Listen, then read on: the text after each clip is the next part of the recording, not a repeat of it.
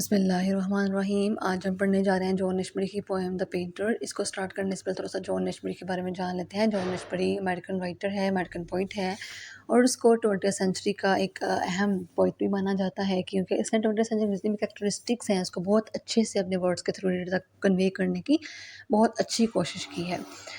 Painter के through उसने सिर्फ एक पेंटर की लाइफ को पोर्ट्रे किया है, बल्कि पेंटर के कलर्स के थ्रू उसने इंसान की ज़िंदगी में आने वाली जितनी भी कॉम्प्लेक्सिटीज़ हैं, जितनी भी प्रॉब्लम्स हैं, उसको जो है वो बहुत अच्छे से प्रेजेंट किया है कि जिस तरह एक पेंटर को सोसाइटी की बहुत सारी लिमिटेशन का सामना करना पड़ता है, उसकी बाउंड्री का ख्याल रखना पड़ता है, इस तरह एक इंसान को जो है वो माशरे की तमाम तरह रेस्ट्रिक्शंस का जो है वो सामना करना पड़ता है।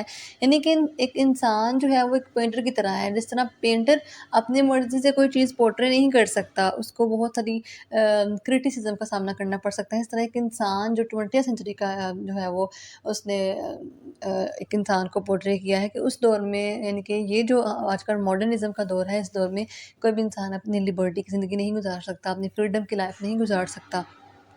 क्योंकि इंसान की सोसाइटी की एक तयशुदा कुछ हदूद हैं, उसको क्रॉस करके इंसान कभी भी अपनी जो उसकी चॉइस की लाइफ़ है, जो फ्रीडम की लाइफ़ है, वो नहीं गुज़ार सकता। पेंटर के थ्रू उसने बहुत सारी चीज़ें जो हैं वो बहुत अच्छे से और बहुत ग्राफ़िक वे में हम तक कन्वे की हैं। So let's start. Sitting between the sea and the buildings के जो पेंटर है, वो बैठा हुआ है। कहाँ बैठा हुआ है? सी यानी समंदर में और बिल्डिंग्स के दरमियान में। यानी कि हो सकता है बिल्डिंग्स उसके पीछे हों और वो समंदर में किसी कश्ती में बैठा हो सकता है। He enjoyed painting the seas portrait, और वो एन्जॉय कर रहा है कि किस तरह वो सी को अपना जो है वो एक पोर्ट्रेट बनाएगा। But just as children imagine a prayer, लेकिन ये इसकी एक ख्वाहिश है, जिस तरह एक बच्चे की ख्वाहिश होती है कि वो किसी चीज़ को पोर्ट्रे करे, या बच्चे की एक विश होती है कि वो उस चीज़ को पा ले, ठीक है ना? इसी तरह जो पेंटर है उसकी भी ये ख्वाहिश है एक ऐसे बच्चे की तरह जो कि जो जिस चीज़ की ख्वाहिश करता है और वो अज़्यूम कर लेता है कि उसको मिलेगी। सो पोएट जो है वो इतना पैशनेट है कि उसको लगता है कि मेरी जो ख्वाहिश है इसी को पोर्ट्रेट करना, वो एक ऐसी ख्वाहिश है कि वो इसको पा लेगा। इज़ मेयरली साइलेंस, और जिस तरह इंसान की ख्वाहिशें और इंसान की दुआएं बहुत खामोश कुन होती हैं। He expected his subject to rush up the sand and seizing a brush, तो वो कोशिश करता है कि वो जल्दी से ब्रश उठाए और अपने सब्जेक्ट को पोर्ट्रेट करना शुरू कर दे। Plaster its on portrait on the canvas, और अपने इसी कैनवस के ऊपर अपने पोर्ट्रेट को बनाना शुरू कर दे। So there was never any paint on his canvas, लेकिन चूंकि उसके कैनवस के ऊपर उसने अभी तक कुछ भी स्टार्ट नहीं किया, until the people who lived in the buildings put on the work, तो लोग क्या करते हैं उसके काम को देखते हैं। try using the brush as a means to an end, select for a portrait, उसको कहते हैं कि तुम कोई पोर्ट्रेट सेलेक्ट करो, something less angry and large, और कोई ऐसा सब्जेक्ट चूज़ करो जो बहुत ही लेस एंग्री हो। यानी कि देखें ना, यहाँ पर उसने एक पेंटर की लाइफ का एक अहम जुज़ हमारे सामने बयान किया है कि जिस तरह सोसाइटी उसको बता रही है कि ऐसा सब्जेक्ट लो जो लेस एंग्री हो, जो सोसाइटी के लिए बायस शर्मिंदगी ना हो।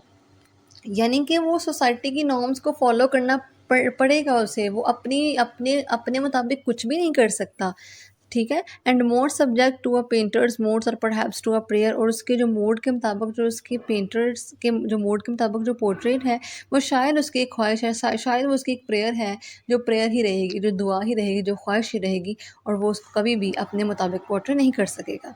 How could explain to them his prayer, और कुछ और कैसे अपनी दुआ को, कैसे वो अपनी ख्वाहिश को किसी के सामने बयान कर सकता है। दैट नेचर नॉट आर्ट, के वो नेचर को बयान करना चाहता है। Nature that is a very realistic subject, कि वो नेचर होता है कि जब वो किसी चीज़ की फितरत को पोर्ट्रे करना चाह रहा है, कि जो चीज़ें हो रही हैं उसको एज इट इज़ बयान करना चाह रहा है। यानी कि जिस तरह आप ये एक प्रोफेशन है जर्नलिज्म, उसके अंदर अगर सच जो है वो पोर्ट्रे करना शुरू कर दें, सच को बयान करना शुरू कर दें, तो बहुत सारे ऐसे हक़ाइक़ होंगे जो लोगों के लिए तलख़ हो सकते हैं।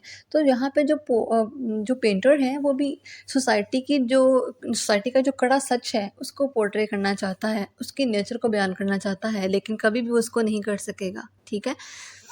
Not art might user up the canvas, और कभी भी शायद वो उसको नहीं कर सकेगा। He choose his wife for a new subject, तो वो क्या करता है, अपनी वाइफ को एज अ सब्जेक्ट लेता है, अपनी वाइफ को पोर्ट्रे करने के लिए उसको एक ऐसा सब्जेक्ट जो है वो चूज़ करता है। Making her vast like ruined buildings, और जब उसको वो पोर्ट्रे करता है तो वो उस तरह रून्ड बिल्डिंग्स उसके फीचर्स जब बनाता है, तो फीचर्स के अंदर एक तबाह कौन जो इमारतें हैं उसका एक पोर्ट्रे जो है वो बना रहा है। और उसका जो पोर्ट्रेट है वो इतना रियलिस्टिक है, as if forgetting itself, कि वो बोल जाता है the portrait had expressed itself without a brush, कि शायद वो जो उसका पोर्ट्रे है वो खुद ब खुद ही पोर्ट्रे हो गया है विदाउट अ ब्रश, कि शायद उसने उसको पोर्ट्रे नहीं किया बल्कि एक ये रियलिस्टिक पिक्चर है, ऐसी पिक्चर जिसको अगर कोई देखेगा तो शायद ये कहेगा कि ये किसी पेंटर ने पेंट नहीं की बल्कि ये एज इट इज़ है। ठीक है, इतनी ज़्यादा रियलिज़म, इतनी ज़्यादा रियलिस्टिक जो है वो उसकी नेचर हमें हम तक कन्वे की गई है। नेक्स्ट सेंस हमें वो कहता है स्लाइटली इनकरेज्ड, फिर वो खुद ब खुद अपने आप को एक बाहिम्मत इंसान महसूस करता है, यानी कि खुद के अंदर एक उसमें हिम्मत आती है कि मैंने कितना अच्छा पोर्ट्रे बनाया है। ही डिप हिज ब्रश, फिर वो अपने ब्रश को डिप करता है इन द सी में, मम्बरिंग अ हार्ट फेल्ट प्रेयर, और दिल ही दिल में एक ख्वाहिश है उसकी, एक दुआ है। वो कहता है माई सोल, मेरी रूह, when I paint this next portrait, कि जब मैं अपना नेक्स्ट पोर्ट्रे बनाऊंगा, लेट इट बी यू, कि ये तुम्हारा पोर्ट्रे होगा, हु रेक्स द कैनवस, जिसने तमाम तर कैनवस को रेक कर दिया यानी कि तबाह कर देता है। ऐसा पोर्ट्रे मैं बनाऊंगा जिसकी एक फ़ेम होगी, ठीक है, यानी कि जो उसको मशहूर कर देगी, जो उसके अंदर की जो शोर है उसके अंदर, जो उसके अंदर लिबर्टी का एक पैशन है, वो एक उसके वो बाहर तक आ जाएगा। वो तमाम लोग देख लेंगे उसकी चॉइसेस को, उसकी डिज़ायर्स को, उसकी एम्बिशंस को, उसकी चॉइसेस को, और फिर क्या होगा, the news spread like wild fire through the buildings, फिर जो उसने कैनवस के ऊपर पोर्ट्रे किया था, अपनी बीवी का पोर्ट्रेट बनाया था, और वो जो न्यूज़ है वो फैल जाएगी आग की तरह उस सोसाइटी में, उस माशरे में। He had gone back to the sea for his subject, फिर वो अपना सब्जेक्ट लेकर वापस चला जाएगा, यानी कि जो उसने जो पोर्ट्रेट बनाया है ना, जब वो सोसाइटी के अंदर मकबूल हो जाएगा तो लोग जब इसको क्रिटिसाइज़ करेंगे तो शायद वो उसको सी की तरफ दोबारा जाना पड़े, यानी कि वो शायद वो उसको फेंक दें, उसको धुतकार दें। Imagine a painter crucified by his subject, और इमेजिन करें, अज्यूम करें कि एक ऐसा पेंटर जिसको क्रूसीफाई कर दिया जाए, जिसको तख्ते पर लटका दिया जाए, टू एग्जॉस्टेड, वो इतना थक जाएगा, even to lift his brush, के वो इस काबिल भी नहीं होगा कि अपने ब्रश को उठा सके। ये क्यों है, ऐसा क्यों है? ये हमारी सोसाइटी है जो हमारे अंदर के पैशन को ख़त्म कर देती है, हमें वो करने ही नहीं देती जो हम चाहते हैं। He provoked some artist leaning from the buildings, को फिर वो दूसरे तमाम आर्टिस्ट को प्रोवोक करता है, उनको तहरीक देता है। फिर वो उनको कहता है, he provoked some artist leaning from the buildings, फिर वो उनको कहता है कि तुम भी इन तमाम बिल्डिंग से उतर जाओ। To malicious mirth we haven't prayer now, हमारे अंदर कोई भी जुस्तजू बाकी नहीं रही of putting ourselves on canvas, के हम अपने ख्वाहिशात को कैनवस के ऊपर पोर्ट्रे कर सकें, और getting the sea to sit for a portrait, या फिर सी के अंदर बैठ जाएँ अपने पोर्ट्रेट को बनाने के लिए। Others declared it a self portrait, फिर वो कुछ लोग कहते हैं ये तो इसका सेल्फ पोर्ट्रेट है। Finally all indication of a subject begin to feed, फिर जो इसके तमाम के तमाम इंडिकेशंस हैं, यानी कुछ लोग कहते हैं कि ये शायद इसने ये इस डायमेंशन से बनाया है, शायद कुछ लोग इसको किसी और तरह से डिस्क्राइब करते हैं, यानी कि हर कोई अपने हिसाब से इसकी एक्सप्लेनेशन देता है। लिविंग द कैनवस, फिर वो उसको छोड़ देता है परफेक्टली वाइट, बिल्कुल वाइट, यानी कि वो उसने जो कैनवस उसके ऊपर बनाया था ना, वो सोसाइटी की तमाम तर क्रिटिसिज्म की वजह से उसको ख़त्म कर देता है। ही पुट डाउन द ब्रश, फिर वो अपना ब्रश रख देता है। एट वंस अ होल, फिर उसके अंदर वो एक होल करता है, that was also a prayer, जहाँ उसकी ख्वाहिश होती है।